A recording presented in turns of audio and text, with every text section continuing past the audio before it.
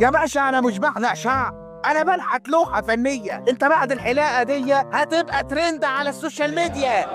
الله جرايه صيع.